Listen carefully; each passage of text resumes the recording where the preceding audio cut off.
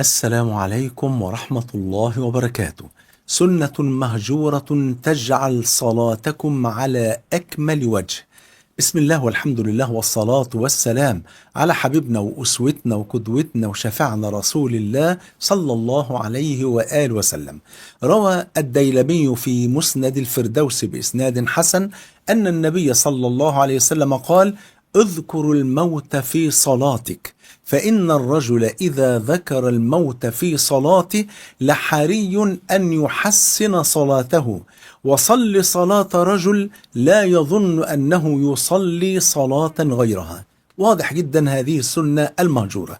النبي بيوضح لنا هنا صلى الله عليه وسلم أن الإنسان لما يدخل في الصلاة هنا يتذكر أنها ربما تكون آخر صلاة يقف فيها بين يدي الله سبحانه وتعالى. لو استشعرنا هذا المعنى وتذكرنا الموت، وأن الإنسان لا يدري متى يأتيه الموت، وموت الفجأة من علامات الساعة الصغرى، وقد انتشر في هذا الزمان. تجد الإنسان بيسلم عليك وبعد 5 دقايق يقول لك ده فلان مات، تقول لهم ده كان لسه واقف قدامي. فسبحان الله، والموت لا يعرف صغيرا ولا كبيرا ولا صحيحا ولا مريضا ولا شيخا ولا شابا. سبحان الله، أينما تكونوا يدرككم الموت ولو كنتم في بروج مشيدة. فالنبي بيدلنا على هذه السنة أو هذه السنة المهجورة في الصلاة. فالنبي صلى الله عليه وسلم بيوضح لنا أن احنا لما ندخل في الصلاة نتذكر الموت ونتذكر الوقوف بين يدي الله يوم القيامة. إذا تذكرنا هذا فإن هذا يكون حاديا لنا أن نحسن صلاتنا، نهتم بأركان الصلاة، نهتم بالخشوع، نطرح الدنيا خلف ظهورنا، لا نذكر إلا عظمة الخالق وأننا واقفون الآن بين يدي الخالق سبحانه وتعالى. كان الحسن رضي الله عنه وارضاه كان إذا توضأ اصفر وجهه وارتعدت فرائسه، يعني كان يشعر بشيء من الخوف ويجي له رعشة كده. فيقولون: ما لك يا حسن؟ فيقول: أتدرون بين يدي من سأقف الآن؟ إنني سأقف بين يدي فاطر السماوات والأرض سبحانه وتعالى. فالإنسان لما يتذكر، لكم أن تتخيلوا لو قيل لإنسان: خد بالك هتصلي إيه دلوقتي؟ فبيقول لك: هصلي صلاة المغرب.